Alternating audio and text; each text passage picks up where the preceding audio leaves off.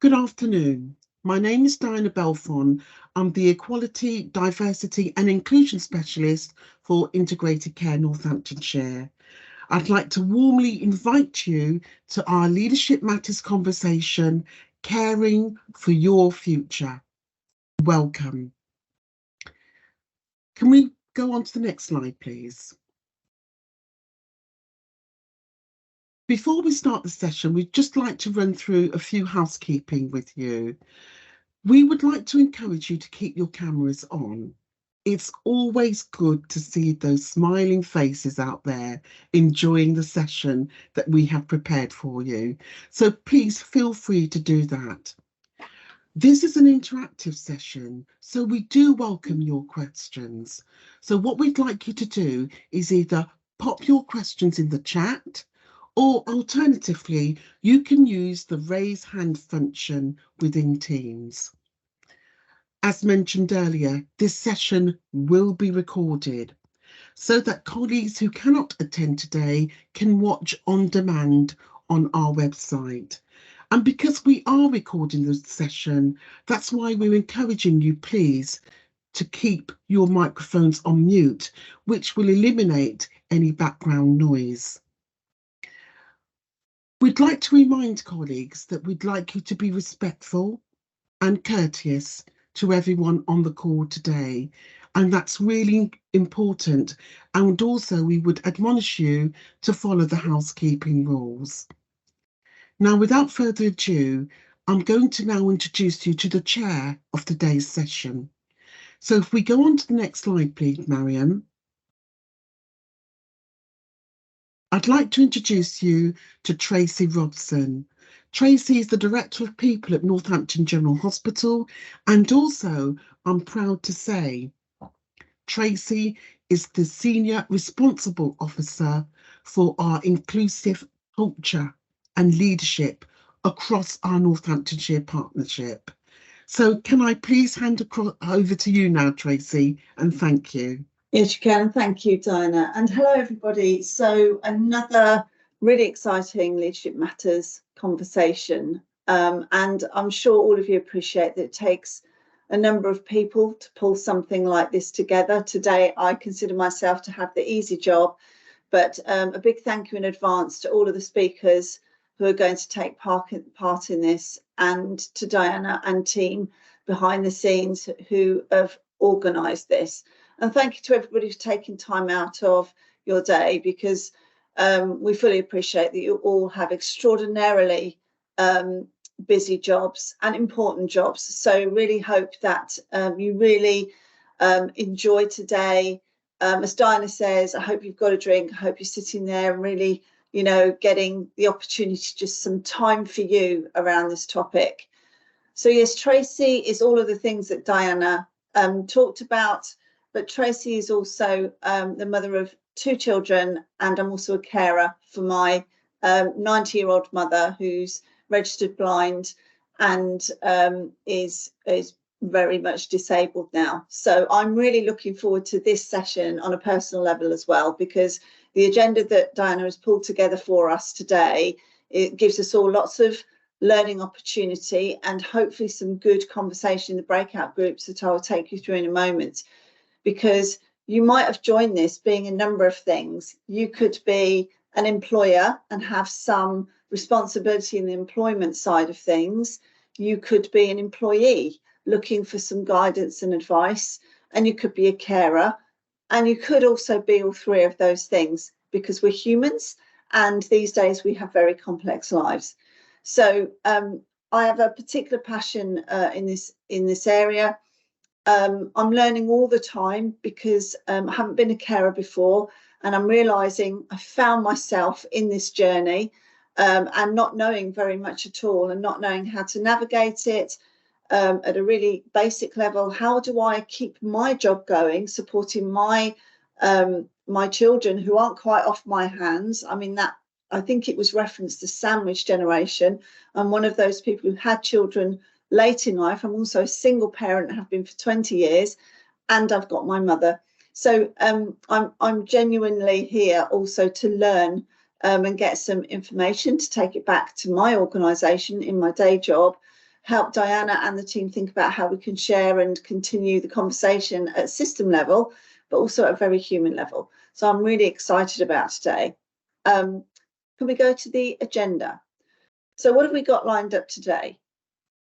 We're going to get into the actual agenda in a moment. I'm going to hand to some really interesting people who do some incredible work around this particular topic. So we're going to start with talking about supporting working carers. So that's going to be led by Nicola Best and Jackie Faulkner-Blake, who are from Northamptonshire Carers. From there, we're going to go into the subject of power of attorney and wills by Steve Parsons from Safeguarding Futures. And then we're going to hear from Melanie Hall, an experience of a working carer and quite a personal story.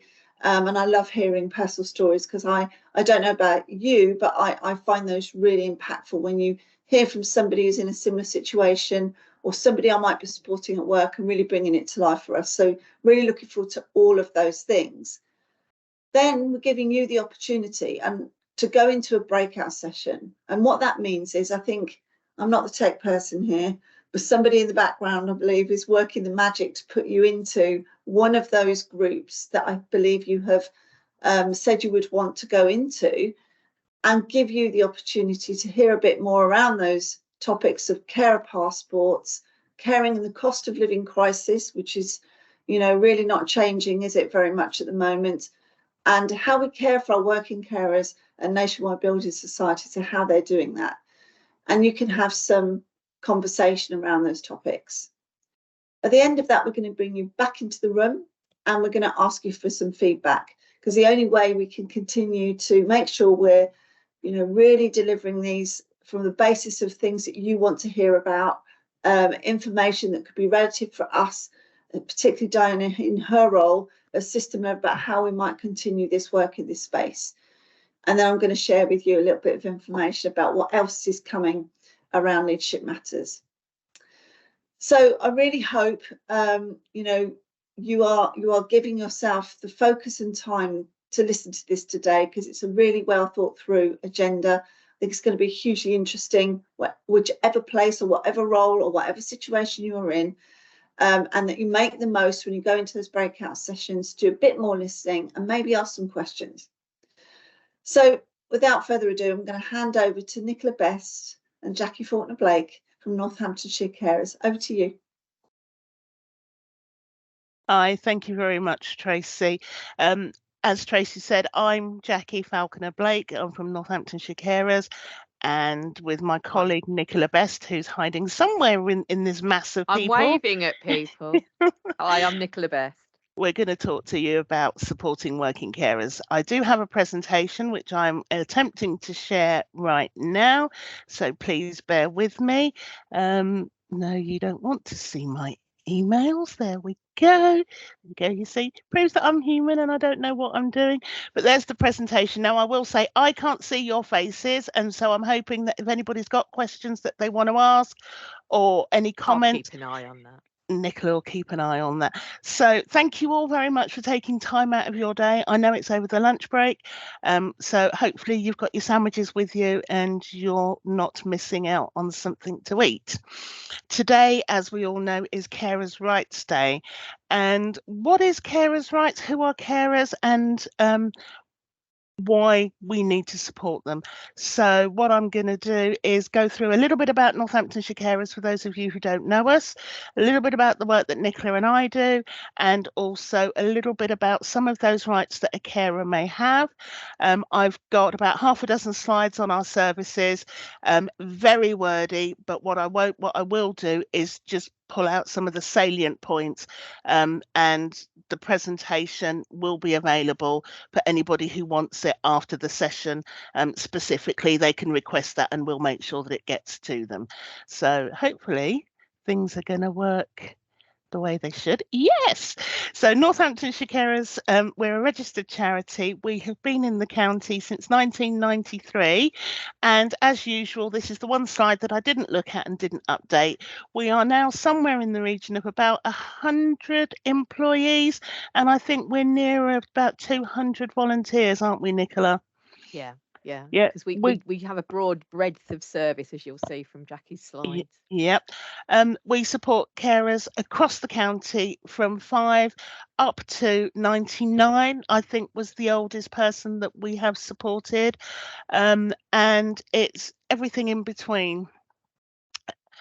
Our mission statement is about supporting carers. It's about making sure that we give them the tools to empower themselves and improve their lives, while still taking on caring responsibilities. And it's about asking those carers to help us ensure that we've got the right services that are developed within Northamptonshire. So that's what we are. Nicola and I have been working on this project now for about 8 years, and it's concentrates, as I said, on supporting employers. We work with them, encourage them to maintain carers within employment and support them among their workforce, maybe in a slightly different way to the way that they support any other employee, but we're not asking for them to be given special dispensation in large ways. It's about simple little tweaks, reasonable adjustments that mean that they can still stay in work and also continue to care. The project, as I said, started about 8 years ago, and it was the Department of Health, Government Equalities Office and the Department of Works and Pensions that did that work. Sorry. We were one of only there were 8 local authorities that were picked for this pilot project, so we were very lucky to be able to do that. And we worked alongside Carers UK and Employers for Carers, which we'll come on to talk about in a little while. And I think Diana will probably mention that later as well. Yeah. So the team is Nicola and I in a bar. In a student union bar 2 days before lockdown, so we haven't had any recent photos, but it is literally about getting the word out there about what we're doing and how employers can support their staff. For those of you who aren't aware, who is a carer? Someone who looks after somebody else and does that on an informal basis, unpaid. And it's just about keeping that person within the community. And that could be either from somebody who lives in the same property as you through to somebody who lives some distance away. We've got, particularly in the health service, we've got nurses and staff coming in from other countries. They may still have caring responsibilities within their home countries, as well as within their hometowns if they're on the other side of the country. So it's everybody who does that kind of support. Just before you move on, Jackie, I mean, I think it's fair to say this is one of the most important slides, because so many people that we experience and speak to don't know that they're carers. And a lot of people say, I'm a parent, I'm a brother, I'm a sister, I'm a mum. So I think this is just so invaluable that we need to remember this. Yeah. So there are several things. So as unpaid carers, there is a law that is carers have rights, and some of those things that can be done very simply to help the carer is giving them access to a telephone, even though that may not be the norm. That will enable them to continue working and also continue caring.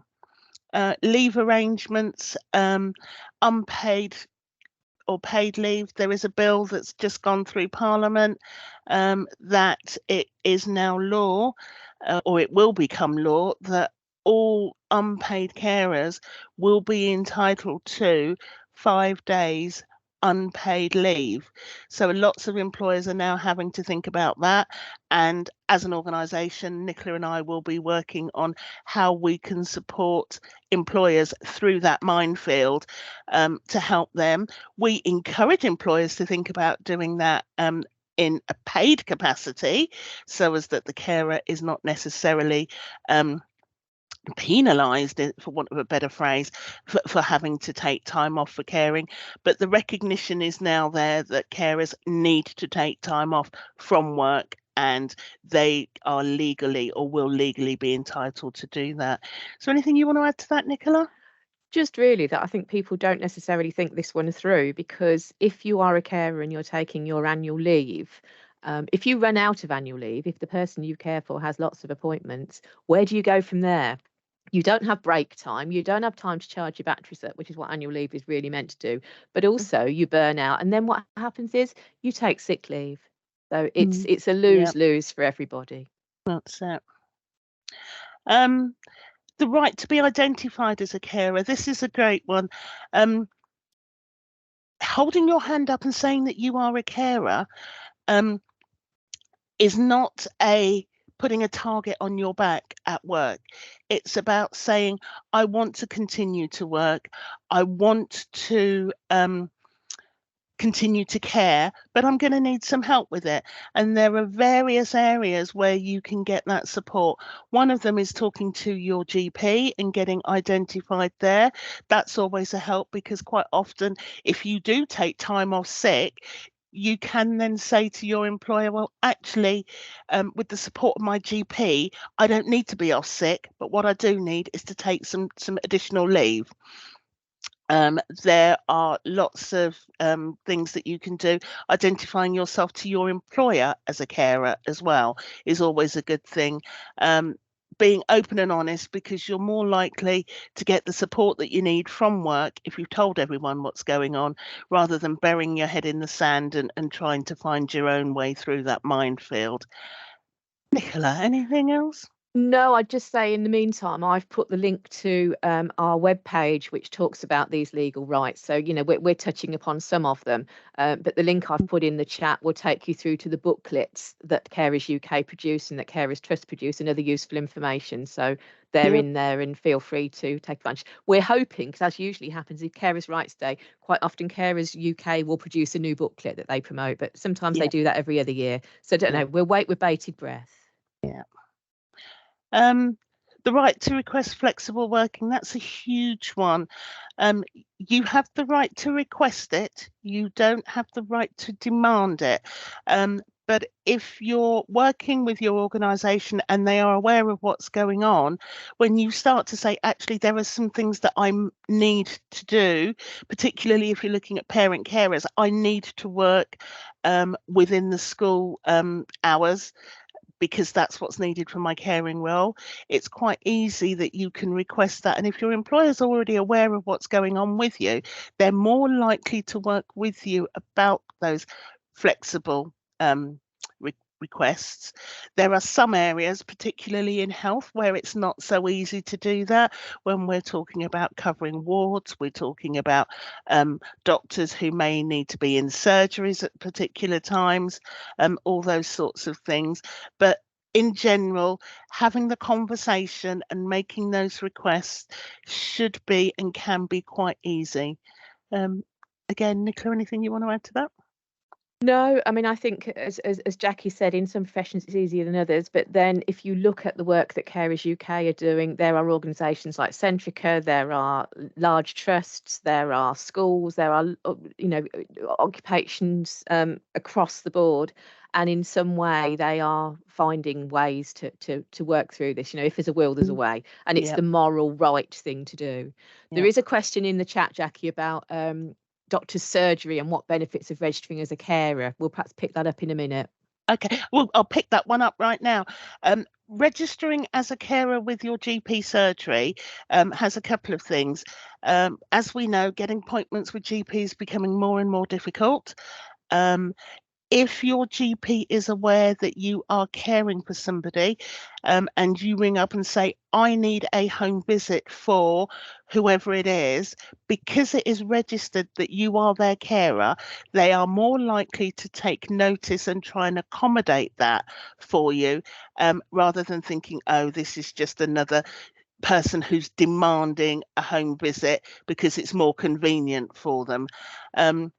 Also, with regards to your own personal health, if your GP is aware that you are caring, there are statistics out there, which I'm going to turn to Nicola to quote for you, because she's good at the stats, I'm not. Not anymore.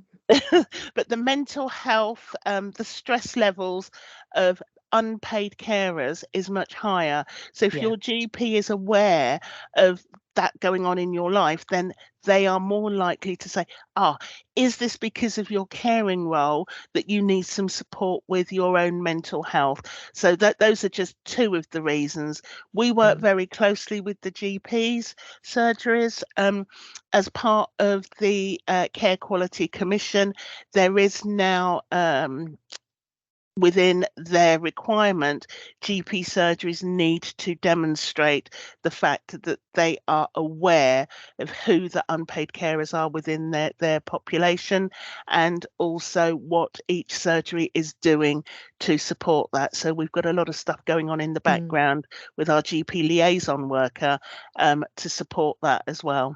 Yeah, we have an accreditation scheme. I guess, I mean, I kind of read your the question in the chat in two ways. One is the benefits of registering as a carer with a GP practice, which Jackie has covered. And some practices are better than others. We have to acknowledge that, and we don't have, we can't tell practices what to do. But they won't get their accreditation if they're not doing these kind of things. But then the other element of registering is registering with us at Northamptonshire Carers. And what GP practices will do is they will ask you if you want to be signposted to us, and you can then be offered support around us, registered with us, and then have a carers assessment, which I'm not sure whether you've included that slide in here, Jackie. I'm guessing you have. But I can't remember, to be honest. Yeah, but if people want to talk about carers assessments, that GP practices are a gateway to that, and are a gateway to lots of other things. Just conscious of time, because I know we're quite, can't remember what time we've got until. Yeah. Protection against discrimination. So there are all of those things that carers are partly. Why is my brain not functioning this afternoon? I'm really sorry. But we've got 1 more minute apparently, Jackie. Oh, have we? Okay. Yeah. And then the right to request a flu jab. That's an option as well. I'm gonna skip through to some of our services. So those are some of the services that are available within the county for carers. Again, supporting your working carers is about allowing them or enabling them to have access to some of our services, so as that we can then support them and they can continue to work for you. As I said, there is a long list of them. Those are the salient ones that I think, but I have actually listed all of them on there, and I think there are about 4 or 5 slides on there. And I've put the link to carers assessments in there as well. So there's lots of other stuff, including social prescribing, which links into the discussion around GPs as well. I think, we're staying on the chat. If people have got questions later, if any spare time in the question and answer session, or just message us separately. Diana, are you putting your hand up to tell us to be quiet? No. My question is, can the slides be shared with the audience? Yes, they will be. Yes, they will be shared. So I'll get them to Miriam, and she can share them. Lovely. Thank you. Not a problem. Again, really thought-provoking. I had lots of thoughts running through my head, and I think some of the things you talk about in terms of helping you understand, your rights and the types of things, and time is really difficult to manage, isn't it, when you're a carer? I so relate to that, and all of the kind of arguments it can cause in families around, well, I'm working, well, so am I, and all of that stuff. So to know that perhaps you could ask for a bit more time just to ease the appointments and, all of those things is really super helpful. So thank you very much. I'm sure there'll be questions, but so far people are asking if they can have a copy of the presentation, which is great. They will do. I've just left that slide on the screen for a bit longer, so if people want to take details, but as I said, I'll share them. I will stop sharing now. And thank you very much for taking the time to listen to us this afternoon. And hopefully you'll share the chat as well, because you've got various things that I've been putting in there as we've spoken. Lovely. Thanks both. Really, really appreciate it. Okay. And I haven't done a very good job of managing time, so I need to do my chairing better. So I'm going to hand to Steve Parsons now, who's going to talk about power of attorney and wills. And you've got around till 10 to 2. So I'll tell you that, Steve, so I'll hand to you. And I'm sorry, I didn't go. You're on mute. I think you're with someone, aren't you? So sorry, I didn't catch your name. I do apologise. You're still on Sorry. mute, Steve. Yeah. Are we able to be heard now? We I can hear you perfectly. in all that glory. Brilliant. This is I feel like a bit of an imposter, but actually I'm Steve's wife. We come as a double act. we come as a we didn't really make that. So it's Steve and Melanie Parsons. So apologies that that's not come across particularly. And Not as at such, all. we are safeguarding futures. It is both of us. And thank you, anybody who's actually had a part to play in inviting us to this event. We really are delighted to be here, and thank you very much for allowing us to speak.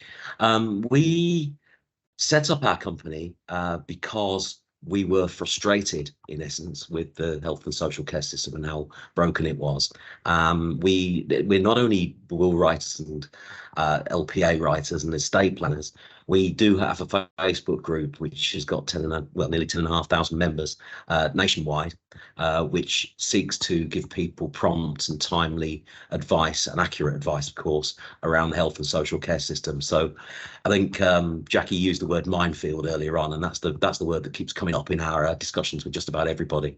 So try to sort of disabuse people of some of the myths, if you like, around health and social care, and give people a kind of empowerment to deal with people, whether it be health or social workers. We haven't come with a presentation today because we didn't realise until it was too late.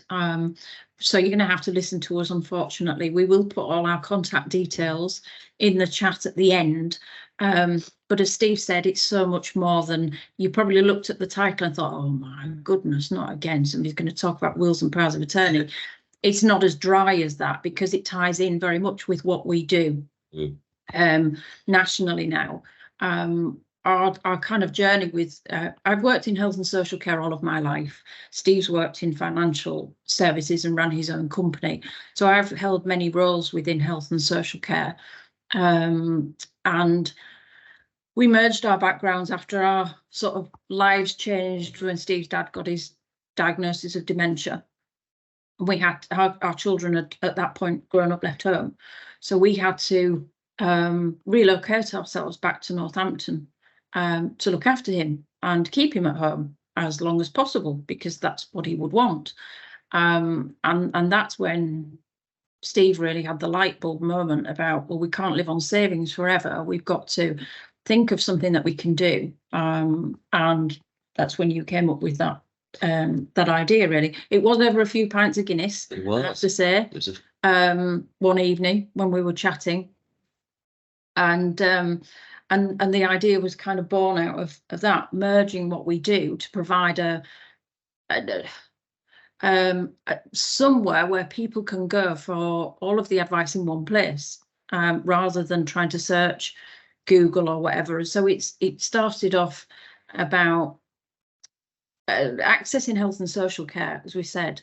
Some people's first toe in the water, I suppose, with that is when they have a relative or a friend who suddenly becomes ill and needs to access possibly long-term support, and they have no idea where to start. So the Facebook group sort of came secondary to what we thought, didn't it? Really, it developed the whole idea. So once we've got the Facebook group up and running, and we got plenty of engagement with that, we developed a hub around getting other professionals on board, who are sort of people in our image, if you like, people that we like to deal with. So a financial advisor, an equity release lady, someone who deals with immediate care annuities, and all sorts of other disciplines that we can refer people to. We do, as with the reason we're here is that we also do ourselves. We do lasting powers of attorney and give advice around wills and trusts. And this is really to help protect people's assets. I mean, the questions that we get answered on the group, and obviously outside of the group and in carers meetings, Northamptonshire Carers have been so good as to allow us to give talks at many of their meetings, and we profoundly appreciate that. A wonderful organisation they are too. And in those talks we try to get across that people have paid all their dues and demands all their lives, and it is a very much a pinch point, if you like, where certain assets are going to disappear perhaps in care fees, and people want to protect themselves against that. And also, how can people protect themselves in advance from a lack of capacity?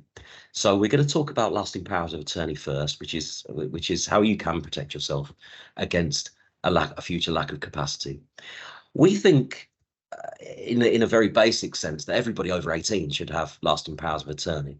Now, there are two types, as you may know. One is for property and financial affairs, and the other is for health and welfare. Now, the property and financial affairs power of attorney obviously deals with the money side of things, if you like, and that can be used when somebody's made that power of attorney and had it registered at the Office of the Public Guardian. That can be used with that person's permission by their attorneys until they perhaps do lose capacity, and God forbid they ever did. But that can be used with the person's permission. Now that differs from the health and welfare one, which obviously deals with decisions around people's welfare and health, and that can only be used when the clinicians deem that person not to have capacity, i.e. to make their own decisions about their own welfare. And then that's where they will ask if anybody's got a power of attorney for health and welfare, and that would be registered in that setting. So whether it be the GP or with on an A&E ward, perhaps, because many people think of capacity as being, or a lack of capacity as being a progressive thing, like suffering from dementia. If suffering is the right word, it isn't, is it really? But never mind, I've used that word inadvertently. But people think it is a progressive condition. So dementia, Parkinson's disease, MS, and conditions of that sort. It needn't be that. It can be an event as much as a progression. So if you walked out in front of a bus tomorrow and you got hit by that bus, then clearly if you're in a coma in A&E, you're not going to be able to make decisions about anything, certainly not your health and welfare. So that's why you would have hopefully appointed people who can make those decisions on your behalf when needed in those critical situations. And that obviously extends into your financial side of things as well, because in various real life situations, those two things do dovetail together. Melanie will explain. I think just taking a step back, people don't appreciate why power of attorney is necessary. And again, when they first enter into that world of adult health and social care, many people come to us and think, well, you know, my husband can speak for me or my wife can speak for me. And obviously next of kin was the thing that was registered as soon as somebody was in hospital or in care. And next of kin is still important in terms of the person to contact. But what they don't understand, because of the Mental Capacity Act and the legislation within that, is that next of kin isn't a legal entity anymore in terms of being able to make decisions on behalf of somebody else. And that's where we have to explain to people why they're absolutely necessary, because if at the point where somebody has a diagnosis, for instance, of dementia, and just by default, the majority of people on our Facebook group do tend to have relatives with dementia. That's just the nature of the, you know, aging population that we have. And when they've had a diagnosis, they're told straight away, you must get a power of attorney in place, you must sort your wills out. And they don't understand the urgency or the importance, because just because somebody has a diagnosis, and I may be preaching to the converted here with many of you that have that health and social care background, it doesn't mean they automatically don't have capacity to put certain legal instruments in place. So we talk to them about powers of attorney. Now, again, we get elderly relatives who are of the mindset that I'm not doing this because, you know, you're just going to take over and you're taking control. So again, we have arguments and reasoning to give to the relative to say, look, tell them it's not about losing control, it's about choosing somebody who you trust should they ever need to step in. So it's making all of those arguments about why it's important. I think somebody's just asked a question about, is there a limit to the power of attorney? Is it that there isn't a limit to the attorneys you can have? Obviously, any person can have one finance and property LPA and one health and welfare. You can nominate attorneys as you see fit. We always say more than 4 is a bit cumbersome, but you can have a main attorney and then replacement attorneys, or you can have the attorneys all on one level. There are various ways of constructing them, and there are many pitfalls people fall into when they do their own powers of attorney, because they don't think about the future when a property might need to be sold and they haven't had enough attorneys on there. So somebody who can represent the person who's incapacitated in that, you know, it's not just a matter of signing the form, nominating your attorneys. That's where the professional advice comes in, really. That what we do through the Facebook group is discount those services that people would generally pay 2-3 times more with the high street solicitors. So we're doing it on a basis that hopefully it's affordable for people who don't think that they can afford these services. And that's the other thing that the group offers. And crucially, we can give the capacity assessments. And yes, we do that as part of that. So and it's again making the donor of the power of attorney think about decisions they would want their attorneys to make. So it's again providing a questionnaire of things to think about. So it's not just a case of sign here, sign there, our job's done. It's a far more thorough process with the power of attorney. But I just think if we can do one thing and just educate people about why they're so important, then that's our work done in that respect. And as Steve said, and you can talk a little bit about wills now, wills are also another way to mitigate against some of the long-term care costs. And let's face it, we all hate the idea that we should pay for care, but you know, it's been there for many years that we have to pay for care. But there are certain things you can do in your lifetime to prevent your property going wholly on that care. If you were the last surviving member of the couple who own the house. But there's one particular thing. Steve's getting his notepad here, so I know he's going to start holding something in front of his face. Draw some pictures in the sky. But this is called a property protection trust. So we're just going to give an overview of how this works and things that people may want to consider. Right. Okay. First of all, it's important to we've done lasting powers of attorney now, and we're conscious of time, and we've got 11 minutes, so I'm going to try and cover this off in the time allowed. That's why I'm looking 10 minutes now that you are interrupting. So if I might continue. Here we go. So wills, from a very basic point of view, allow somebody to make to direct their money and assets and property into the areas where they want them to go when they die. So your wishes are seen through, and that's a very basic tenet of what a will does. However, if you've got property, then it's a bit more complicated than that. Now, most people don't necessarily see this until it's explained to them. Most people own their property. If you can imagine this is your property, you can see the top of my head. But not my mouth. Melanie gets very uptight about this. But as long as you can see where I'm saying, this is your house, okay, and you own it with your partner. If you have a partner, you will own it jointly and severally. Now that's fine as far as it goes, but because if one of the spouses passes away or one of the partners passes away, then the opposite partner, the surviving partner, will inherit everything. Now, if the surviving partner goes into long-term residential care under current legislation, all of that property is at stake. Okay, so at the moment, under current legislation, once the savings have been exhausted of that person down to £23,250, then the financial assessment will be done by social services, and they will put a charge upon the house. Okay, now that could turn into a disastrous situation, because people again have paid all their dues and demands, and they want to obviously make sure that they've got something to leave to their children, and it usually is their children. So what we do is we sever the tenancy. So one half of the one owner owns a distinct 50% here, and the other owns a distinct 50% here, and they can each do their wills accordingly. So they can say in their will that on my passing, I want my half of the property to fall into a trust for the benefit of my beneficiaries.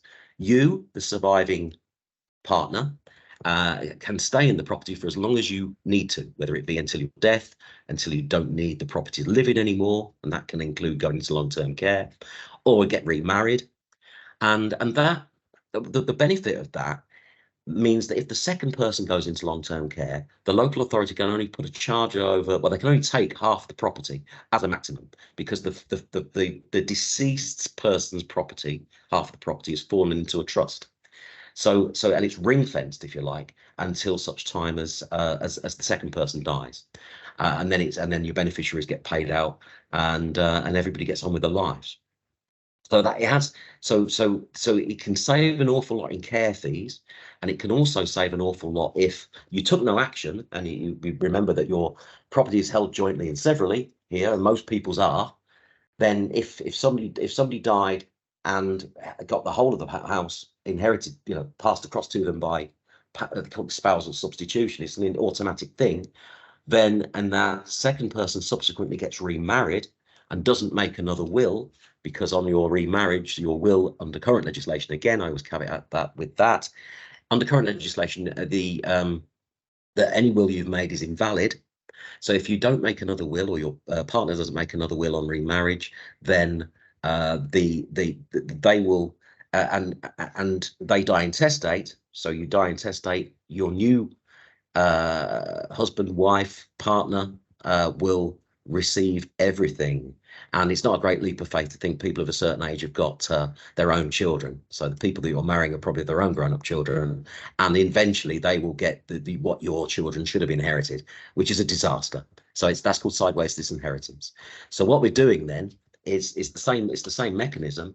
If half of your property is already fallen into trust, then that half is inviolable. It can't be touched.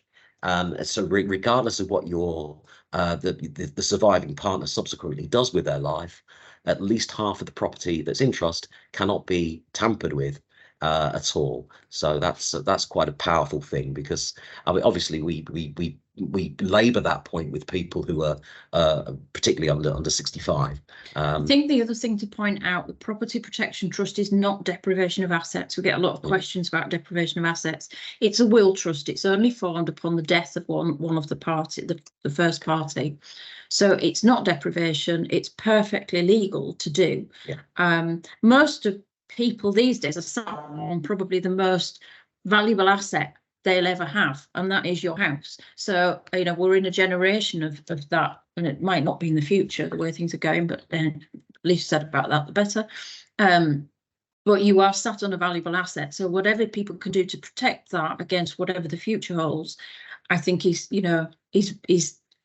vital. And it's a very good point. I mean, people are very aware nowadays that that their children and their grandchildren can't get on the housing ladder. So they understand that the handy happenstance of them being able to get on the housing ladder back in the 70s and 80s, and their house ending up being an asset that was worth far more than they ever dreamed it would do, is a substitute for that. And they want to leave their children that legacy, because they know that that'll never really be repeated again, not in the same way.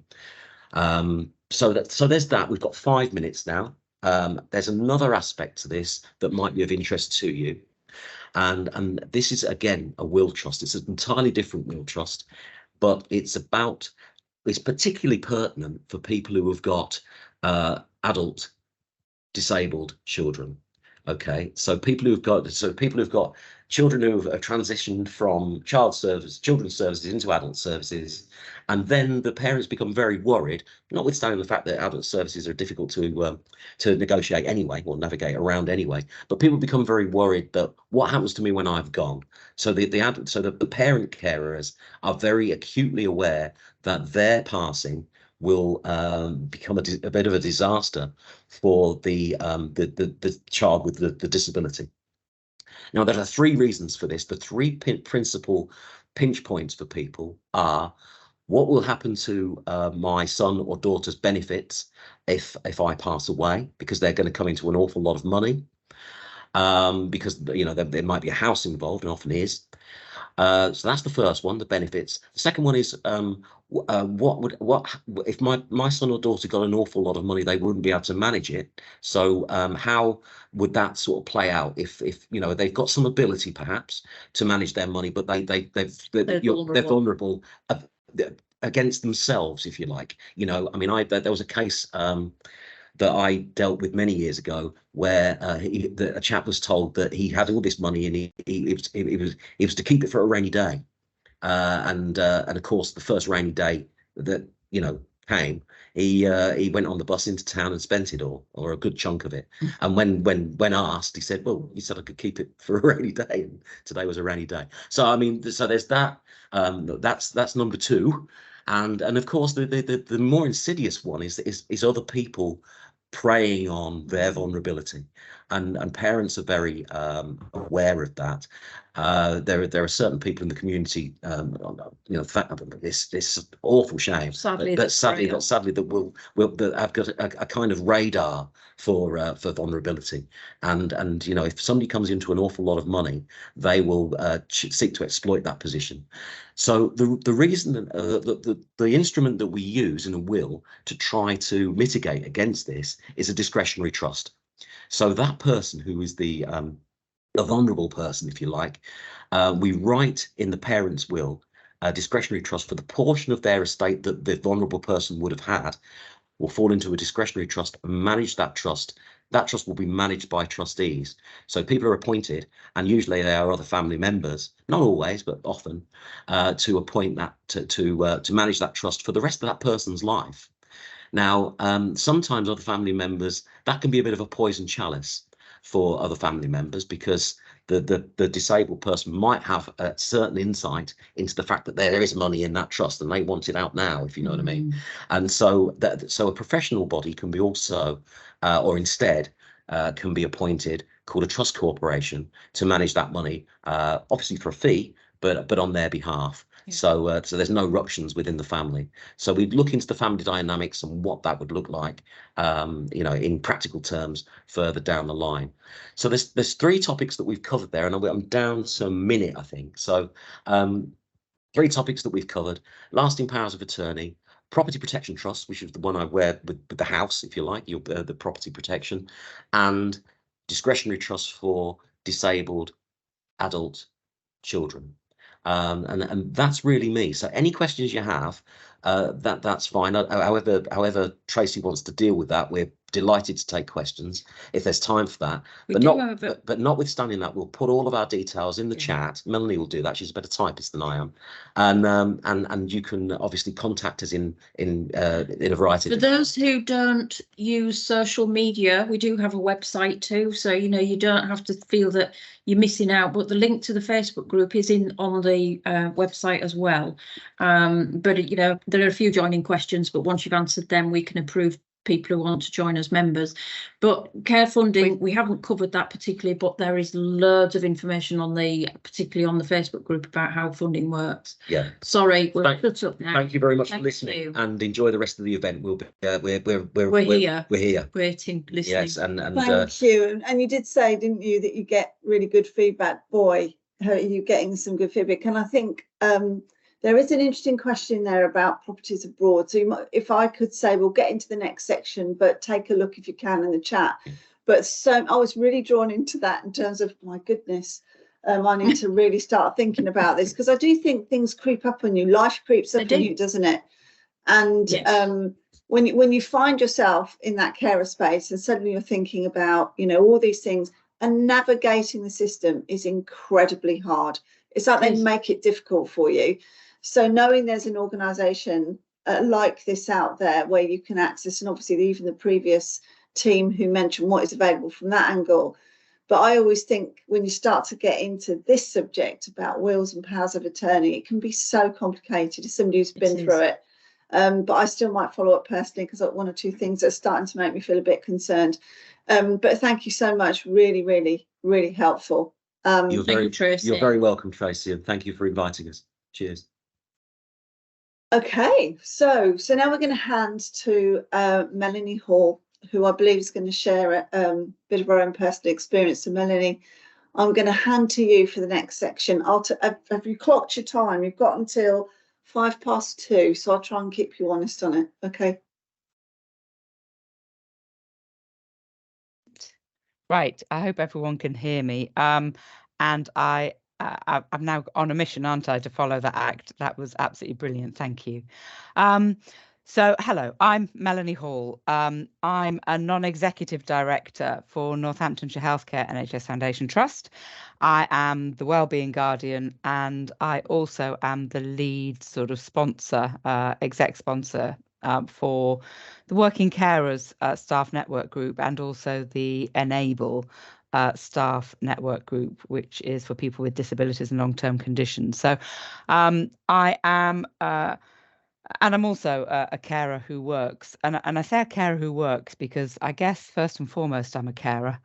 My working always has to come second. And a little bit more about that in a minute. But if I move on, I've been told if I take control, which is always something that I like to do. I have absolutely no idea how I do that. But can you all see the next slide? Yeah, we can see it. Has that That's worked? great. Hooray, Yeah. excellent.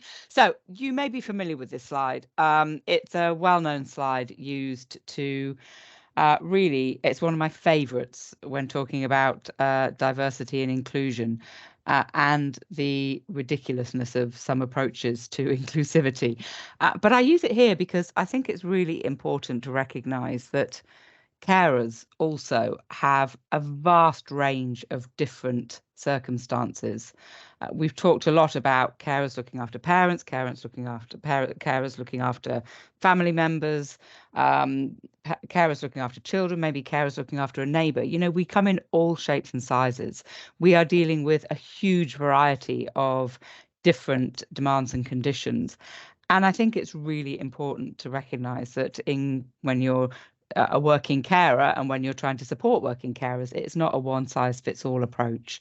Every carer has to be looked at as an individual and really working out opportunities to support that individual as a colleague, as a friend, as a member of the team.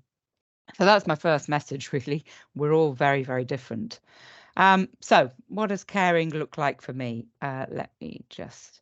This is my family. And no prizes for guessing one person I look after, my husband there in the middle with his wheelchair. Now, my husband was diagnosed with MS 25 odd years ago now.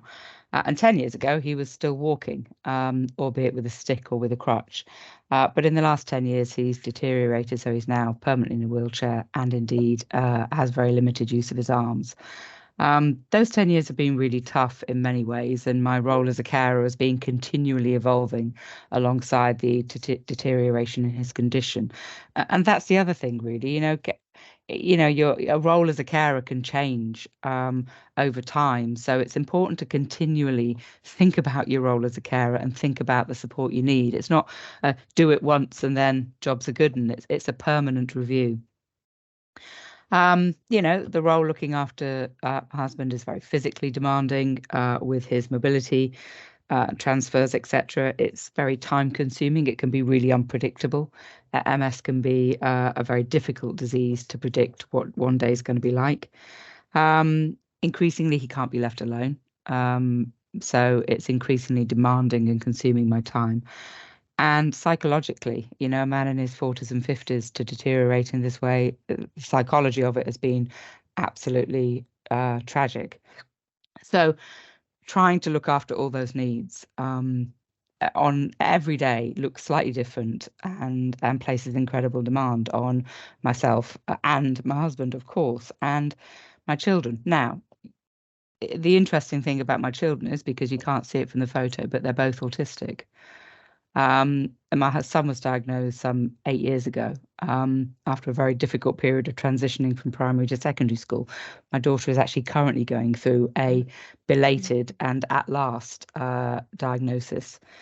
So in my house, my son's now actually at university. My daughter's just doing A-levels. But, it asked a really big question. If I hadn't already been caring for Stuart, I don't think I would have seen myself as a carer for my children, because I'm their mother. And I think a point was made earlier, wasn't it, about, when you're a mother or a sister or a member of the family, sometimes you don't actually perceive yourself as a carer, but you are. And I only know I'm a carer for my children as well as being their mother, because so many things that they demand go above and beyond what you might traditionally think of as being a mother's role. And also the kind of external support that you have to get for them is very different to what you might expect typically as a mother. So being a carer comes in so many different shapes and forms. And on any day, you know, plans change, moods swing, including mine. You know, emergencies can happen. Literally half an hour ago, I got a call to say the carer who comes in at lunchtime for my husband can't come in. And I'm thinking, oh my God, I've got a presentation to do. How am I going to manage when my husband arrives home from his therapy centre? While the rest of you have been talking, I've been sorting that out in the background. So you get let down by a lot of people for understandable reasons. And, you know, my husband struggles to see value in his future. My children have difficulty in defining their future. A lot of anxiety, and providing support can be really physically draining. It can be mentally exhausting, and it can play havoc with any attempt to manage anything about your life and your family's life and anybody else who needs your time. So I think that's hard enough to do. But if you then have to work as well, and you're trying to juggle all the demands of work, it can be absolutely feel sometimes almost impossible. Unless you want a job in the circus where all that juggling and ringmaster and acrobats and walking the tightrope actually come in really handy. But I don't work in the circus. I work in the NHS, although let's not go down that road. So on any day, as I said, you know, things change, and work is really vital to me. Work keeps me sane. Work is an escape sometimes from the demands at home. Work gives me a sense of value that I struggle sometimes to find in my role as a carer, because I judge myself in my role as a carer incredibly harshly. I'm not very good as a carer. I don't think I was born to be a good carer. And I think that's, again, very typical. Carers are racked by guilt, racked by a sense of failure, racked by a sense of never quite knowing what to do. So work actually is really, really important to my mental health. And I think to survive and juggle all of these things, you know, what I need in broad terms, you know, is sort of, I need flexibility, I need support, I need strength, I need forgiveness, and I need compassion. So in a working environment, you know, what does that look like? And for me, I think the most important thing for everyone out there who's undertaking a role is to recognize that you're a carer first and foremost. You know, don't try and struggle on. Recognize that you're a carer, and as a carer, you do have some rights. And we've begun to talk about all of those today. I think it's really important to share your circumstances, hopefully with your line manager or someone who can advocate on your behalf in work. But it's really important not to try and hold it all in. I've hospitalised myself once in the last 10 years already by just trying to soldier on, as you do. And that is not a good place to be. So try and share, get a carer's passport. And I know there's a breakout session coming up about that, which can really be an opportunity to get some factual and clarity about what you need. You know, reach out for help. Again, you know, I've done the doing it all by myself routine, and it's so much easier. Organisations like Northamptonshire Carers are just phenomenal. And, you know, that ability to just talk to people, get some advice, try and find out how other people manage these things. And, you know, the kind of things that are there for you as well as for your family, because like we talked about, you know, sort of wills, we've done the will on the house. I'm just beginning to explore what it means in terms of will for our children and their capacity. But, you know, there are the carers assessments, you know, there are lots of things out there. So reach out and get support. And you have to find some energy to put those packages in place. You know, it's not easy. You're trying to do a million things already. You know, someone says, oh, now you need to sort out a will, et cetera, et cetera. Now you need to go and talk to social services about X, Y, and Z. It can feel really tough, but you just got to do it. And, you know, we've heard with Steve and Melanie this morning, you know, some of the support out there is fantastic and compassionate and will really help. And, you know, practice self-forgiveness. You know, you're not going to get it right every day. You're going to go into work some days and not do the best job at work that you could do. But, you know, you're just doing the best you can. And that is always the best that you can do. And for managers, so any managers who are listening in who might be thinking, well, how can I help the carers in my teams? You know, remember that there are policies. Most organisations that you work for, Northamptonshire Healthcare certainly, have policies that support carers. We have a carer strategy, but it's not a one size fits all. Every carer brings different challenges, different approaches, different personal resilience to work. You know, be compassionate. Whoever they're caring for, caring is such a hard role.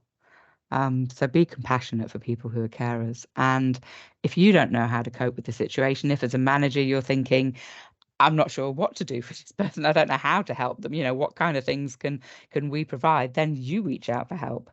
You know, also don't try and support your carers in your team alone. Reach out within the organisation, reach out into the wider organisations that exist, like Northamptonshire Carers, again, for support as to how you can support the carers in your team. And finally, you know, I think I would say that it is really easy if you're a carer to let your own health decline, to, you know, eat too much, to maybe have a drink too many, to, you know, to not get the exercise, because where do you find the time? And the last message I'd leave, you know, in terms of carers' rights, is actually not a legal right.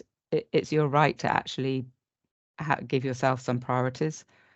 And maybe you can't do that all the time, but maybe you can carve out a bit of time. And that is so important. You know, I was going to quote what RuPaul, you know, if you can't love yourself, then who can you love? You know, any Drag Race fans out there. But the point is, as a carer, it is really important to look after yourself, because you can't care properly if you're exhausted, you know, emotionally unstable, ill. And, you know, we know that as a carer, you're trying to do your best job. So that's my last message, you know, look after yourself. That's it from me. Thank you. You need to read some of these messages, Melanie. I hope you're prepared for the kind of acknowledgement. And thank you so much for sharing such a personal perspective. I think having someone like you at the level in the organisation you are, just really talking in a human way, because it's really helpful to those people, us in those situations, and also it's a voice, and it has an influence on leaders and managers who are employing those people, because you know, I really believe, and you're a demonstration of that. I don't know you at all, but I know the type of job that you're doing. I know the impact and how tough it is in here in the NHS right now. And I'm sure lots of people on this call relate to the fact that it gives you your worth, your value when you come to work as a space for you. But it also means that you're able to influence this kind of agenda. And I can see you do it with real passion. And I think my takeaway from that as well is, you know, that thing about looking at how can you look after others if you're not looking after yourselves, the guilt bit, 100%, because you never feel like you're doing anything really well. But clearly, you are an incredible person, and you're still figuring it out, and that's okay, because what is today might not be tomorrow. And I think that's a real key message, and lots of us, I'm sure, will be reflecting. But you need to read some of these messages, because you're clearly already having an impact, and you find time to support colleagues. So I'm sure you're very hard on yourself in terms of the kind of care you are, but you clearly have that in you. But it's just really good to talk about it, isn't it? Because it just shows you, I'm sure you contribute enormously to your organisation. And when I personally have a real belief, it's just Tracy's view of the world, that if you can give back to some people, they'll give you the world. You know, if you can support them and give them a bit of flexibility and help them support their lives, they'll always give back. Because most people come to work to do a good job, but they just have some other things they've got to balance. So I'm really, I was really glad to be here to hear that. So thank you. I really hope you've really enjoyed today, got a lot from it. I don't know about you, but there's a lot for me to reflect on and think about how can I help in the system, but also back in my organisation, and also some real personal help. So I'm truly grateful to all of those people who came and spoke today. Really hope you got the most out of those focus groups. because that was the whole point of them. But now we're going to be asking you for some feedback. And of course, we want to do more of these conversations. So if you want more of this, if you want different angles on it, then let us know. I guess in the feedback, there's an opportunity to say how you felt about today, what you got from it, and also let's keep talking is what I would say around this topic. Right, over to you now. Who's doing this bit? Sorry, I think I'm leading on this bit, which is ironic considering the techie problems I've just had in the breakout room that we were in. So the first question is, are you, and it looks like people have already answered it, are you aware if your organisation has signed up to the Employers for Carers digital resource package? So it looks like people have already answered. So yes, 100%. Now I'm quite surprised at that, which is brilliant. So we need people to sign up for that then. So yeah, so we're looking at NHFT, we're looking at some various other organisations. So yeah, that's absolutely amazing, Diana. That's cheering. So the next question, how do we move on to the next question, Miriam? Because that's what I'm not good at doing, the tech side of things. Ah, here we are. Oh no, Lisa takes responsibility. Oh, is it Lisa? Sorry. Yeah. Oh, it's all gone. Yeah. Yeah, the second question. I think people it said 100%, but I don't think it was. It was changing. Yeah. Just give me a second. Okay, sorry. I'm new to this. We're very much new to Slido, but Slido is absolutely brilliant because you can create things, you can answer questions, you can do feedback online, but it's something we haven't really had a chance to have much of a play with. I think on that green button, Lisa, that's the one that takes you forward to the next question. And I'm just looking at the responses because I'm on my phone while I'm doing this, and we have got, next questions come up, but I think we were at 44% said yes, 33% I can't see were it, not Jackie. sure. Where is it then? I'm on my phone. That's I've got it on my okay. phone. So, but the next question has come up on my phone, and I think Lisa might be able to. Yeah. What did you learn from today's event? Yeah, that's it. Yep. So there's words already beginning to come in. So if you want to put stuff into Slido, that would be brilliant. So we've got inspiring, informative. That's really good. I think we're probably needing extra training on Slido in this department, or in my department. Informative, which is really good, and the support that's available. Yeah, rights of unpaid carers, legal rights. Useful, that you're not alone. Yeah, and I think that's really important, isn't it? Inspiring, and there is support out there. I think I said that one already. So that's really good. Yeah, regarding trusts, I mean that was a lot of that was new to me. So thank you to Safeguarding Futures for that information. Informative is anyone who watches Richard Osman's House of Games, you get there's one section where you get bigger words because they're getting more and more responses. So thought-provoking, needing more info on wills, so it sparked that thought. Yeah, I think that's really useful. So are we still getting any more? Yeah, so we've got some people still typing. I actually love this once we get our heads around it. It's great, isn't it? Yeah, and importance to register yourself as a carer. Yeah, I mean, we would say that because obviously it gives you access to things, and that others have the same difficulties. I think that's a really important one, that we're not alone. Quite often we feel like we're suffering or we're doing this, and actually we're the only people that are having these problems, and that's not the case. So empowering, yeah. We haven't had the phrase peer support come up actually, which I'm surprised at. That's what I would have typed in if I wasn't concentrating really hard on the Slido screen. Because just learning from others is what we see every day in our groups and in our cafes and everywhere really where we go out and about. Have I missed any? I don't think so. So how would you rate today's event? So 1 being poor, 5 being good, and we've got 100% saying very good. Wow, thank you. I think that's one to be shouted from the rooftops, Diana, don't you? Can I put one in there just to skew the figures?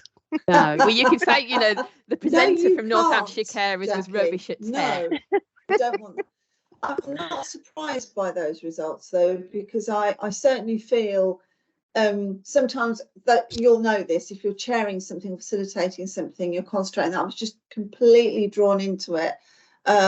Incredible afternoon. It's gone so quickly, and thank you to everybody who joined and took the time out, because you know the speakers have got the feedback because you took the time out of your day. That's the most important thing.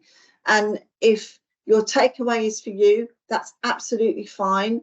If your takeaway is for your organisation, then and you want to join up and do some more thinking together, because I think that's the power of this, isn't it? Joining up together, whether you're alone in a situation as carer or whether you're alone in an organisation, here is a community where we could do really good stuff together, because we've all learned things. We all might have perspectives on it, and I think we just need to keep this conversation going. But thank you so much to all of the speakers who took the time out. Incredibly powerful. I think the words were spot on for me as well, in terms of inspiring and informative, and to know you're not alone in whatever capacity you're in this, and many of us on the call are in many of them. And thank you to Diana, of course, and the team who organised this, because all of these things take a lot of work to organise. So incredible. Could I have the next? Oh, look, we're getting more feedback. I know we're getting more Slido. I was going to say. So yeah, so what keep putting this in, because what would you like Integrated Care Northamptonshire to offer working carers? Because I think one thing that hasn't been explicitly said, although Diana put it in the chat, is that for the organisations that are employers part of Integrated Care Northamptonshire, you've got free access at the moment to the Employers for Carers support network, which is free support for your working carers and for you as line managers. And it's been cascaded down from your CEOs. Diana's been working really hard along with Jackie Faulkner-Blake to get this sorted. So this is the opportunity. A lot of these things, so more information, support groups, networking sessions, access to support services, a catalogue of stuff, a lot of that can be covered under this free resource that's there now. So if you email, do you want it to come through you first, Diana, or go straight to Jackie? You're on mute, Diana. Straight to Jackie, straight to the top. So Jackie, if you don't mind putting your email address in, you're a darling. So basically Jackie leads on this for ICANN. So it's something that Diana and our chief exec have helped us battle to get. So we've got it for the next few months. We hope to get funding, and we've talked to some of you on this chat already about getting future funding. So Employers for Carers gives you lots of support, and you need to fill in a survey though. So we need to show before and after. So thank you. Yeah. So yeah, incredible. Let's know. Thank you very much. Really super helpful. And if we could go to the next slide, just to say, let me tell you what's coming up, because there's another Leadership Matters conversation that's coming up, or do I need to wait for that to go down? Can we just ask Mariam to share the final slide, please? I'm on it, just loading. Thank you very much, and a big Mariam. thank you to Marion, who saved us technologically. Can't even say the word today. Huge thank you. Thank you, always a pleasure.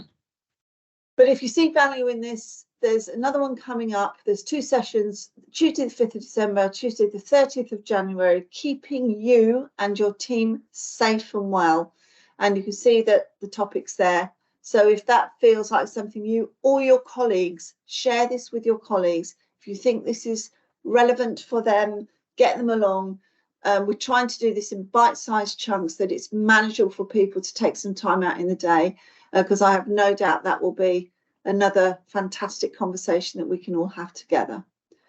So thank you. I wish you well. Hopefully there's lots of information there. We can continue to stay connected on this conversation, and enjoy the rest of your day. Bye for now. Oh, Diana, sorry, I'm saying goodbye. Do you want to finish with something? I think you've said it for all of us. Thank you very much, Tracy. And thank you, everybody. Thank you. Bye-bye. Thank you. Thank you. Jessica, if you're still around, then I'm happy to hang on in here. Or you've got my email address, which has just gone in